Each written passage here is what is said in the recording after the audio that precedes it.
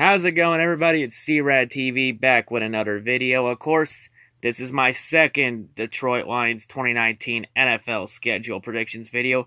If anyone's wondering, yes, I am wearing a white Kerryon Johnson jersey for this video. One of the new jerseys I recently got. How about that? You know, I'm probably gonna get my I'll probably get the TJ Hawkinson jersey probably near September or some shit. You know, but anyway, we'll talk about that another time. Of course, like I promised, I'm going to do one last Lions schedule prediction, and then I'm going to go quiet the rest of the offseason unless the Lions do something drastic. We'll talk about that at the end of this video. But of course, you know, I did a schedule prediction before the draft, had the Lions going 9-7, so now that the draft's complete, let's go into my schedule prediction and see where I think the Lions stand following the draft. So let's jump into it. So week 1 in Arizona, I got that game still as a win. I'm not going to underestimate the Cardinals with Kyler Murray at quarterback. Because remember, last year when we played the Jets in week 1, we underestimated their rookie quarterback, Sam Darnold. And look what happened. In fact, this video came out as a result of it, and believe me, I don't want to go through that again. So yeah, I'm not going to sleep on the Cardinals. I'm not going to underestimate them. I got that game as a win still. So I got us at 1-1. Week 2 at home to the Chargers. That's a 50-50 game that could go either way. I'm going to say a loss. It's just a tough game to call. I could see it going either way. You can make a strong case for either team. I'm going to say a loss. Week 3 in Philadelphia in front of Philly fans. That's going to be a tough game to play. It's going to be a close game. I'm going to say Eagles will win that game. I got Eagles on a field goal. So I got that game as a loss. So 1-2 now for the Lions. Week 4 at home to Kansas City. I actually got this game as a win now. Just looking at Kansas City this year, you know, they lost a lot of key pieces on defense. You know, they just haven't looked like the same team since they lost Kareem Hunt.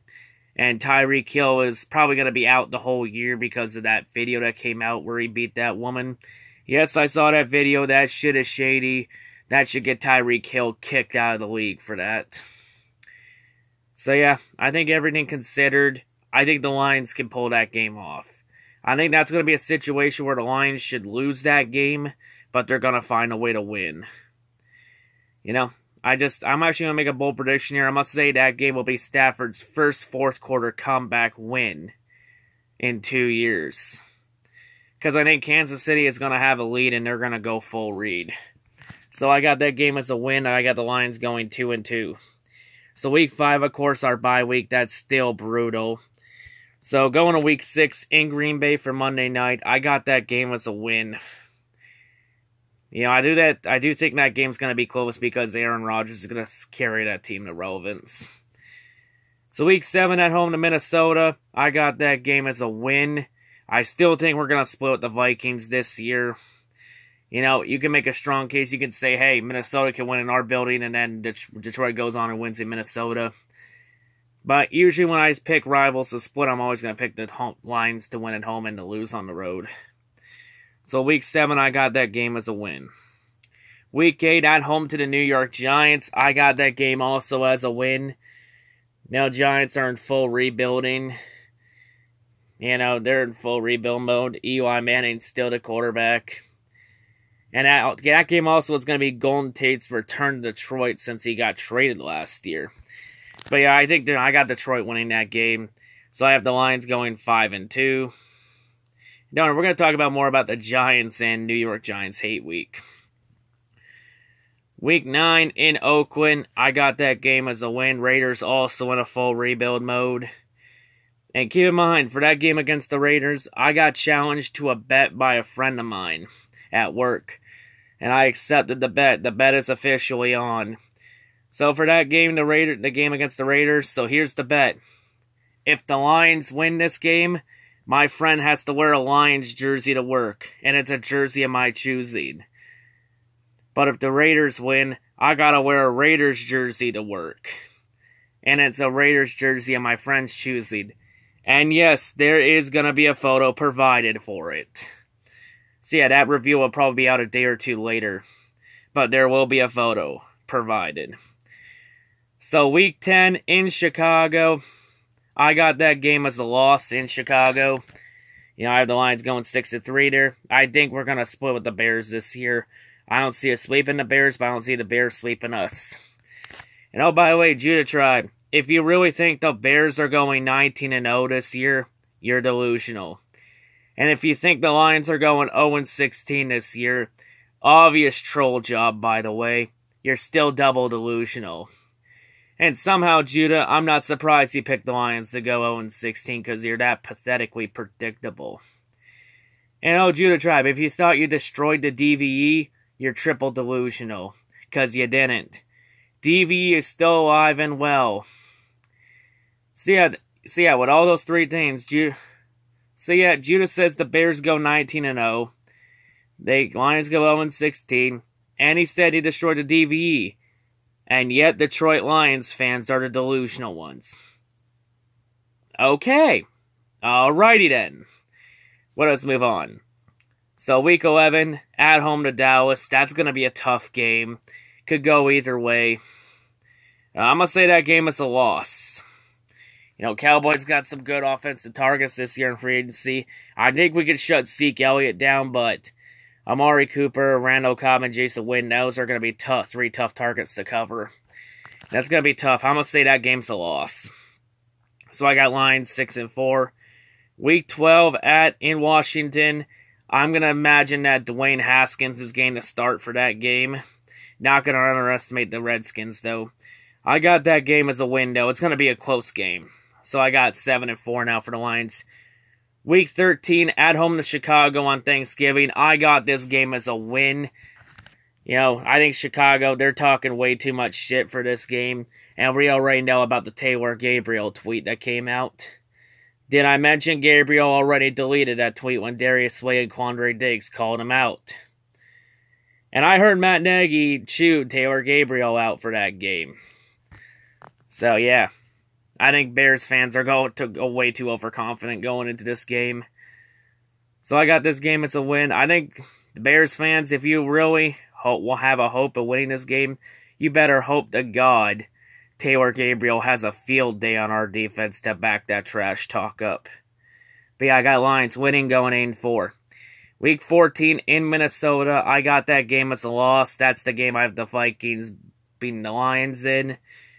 So after week 14, I got Lions at 8-5. Week 15, at home to the Tampa Bay Buccaneers. That's going to be a really different team than last year because Bruce Arians is the coach. Going to be a better, improved team. It's going to be a close game. I'm going to say Lions win that game. So I got Lions going 9-5. Week 16 in Denver. Now, this game, it's being reported, it's either going to be a Saturday night game or it's going to be a Sunday afternoon game. Probably a Sunday 4 o'clock game. Gonna have to wait and see. But yeah, in Denver, it's gonna be a cold weather game regardless. And of course, there'll be former Bears defensive coordinator Vic Fangio as the head coach. Joe Flacco or Drew Lock will probably be the quarterback for that game. I imagine it's gonna be Flacco. That Broncos defense is something you can't underestimate. I think a lot of people are sleeping on the Broncos. Now, the Lions, they normally don't play well in cold weather games, so considering everything, I'm going to say that's a loss. I got that game as a loss. I think that's going to be the game the Lions are supposed to win, but they're going to find a way to lose. So I got that game as a loss. And then to wrap it up, Week 17 at home to the Green Bay Packers. I got that game as a win. I have us sweeping the Packers for the 3rd year in a row. So I got the win there, and I have the Lions finishing the year off 10-6. Yeah, I think 10-6 is the best case scenario. 10-6, 11-5 is best case scenario or better. Worst case scenario is 7-9 or worse than that. 10-6, I think that might be enough to get a wild card. I'm not sure about the division. It's going to be tough to beat the Bears. The NFC North is going to be really up for grabs this year. You can make a case for any of the 4 teams to have a strong run at it. It's going to be tough. It's going to come down to December for to decide who wins the NFC North. But yeah, it's going to be a tough division this year to win. NFC is still going to be tough. A lot of good teams this year at the NFC. A lot of good competition. 10-6, it might be enough for a wild card, it might not be. We'll have to wait and see. But yeah, in terms of games overall, there are a few games I'm looking at going to. I am looking at Week 8, the game against the Giants, since it will be Golden Tate's return to Detroit. I am looking at that game. I'm also looking at going to the Thanksgiving game when Detroit's home to Chicago. And I'm also looking at the preseason game against the Patriots, also when the Lions are home to New England to open preseason. So yeah, some interesting games here. Of course, when I go to games, I'll of course be vlogging. And of course, when I vlog a game, there will be no review for it. The vlog pretty much replaces it. But yeah, that's all I gotta say for the schedule prediction. In terms of Lions content, I won't be doing any more Lions videos until preseason. Unless they get another major free agent signing, then I'll do a video for it. But yeah, that's all I gotta say, folks. And before I wrap this up, I'm of course gonna do a quick roll call for the current members of the Outsiders as of May 9th, who I have penciled on right now. So yeah, for the rest of this video, you'll see the roll call. But yeah, that's all I gotta say, folks. I'll see you all in August. Peace. So here is the Outsiders roll call as of May 9th. I have all the current members as of this recording on the list. So here's who we got. We got me, C-RadTV. We also have the Ace Taker. We got Predator Kingdom. We got D Kilpatrick 33 Hart. We got TJ 8187. We got Carl Rose. We got Intelligence Cycle. We got Marcus Willis. We got Kobe Wife 16.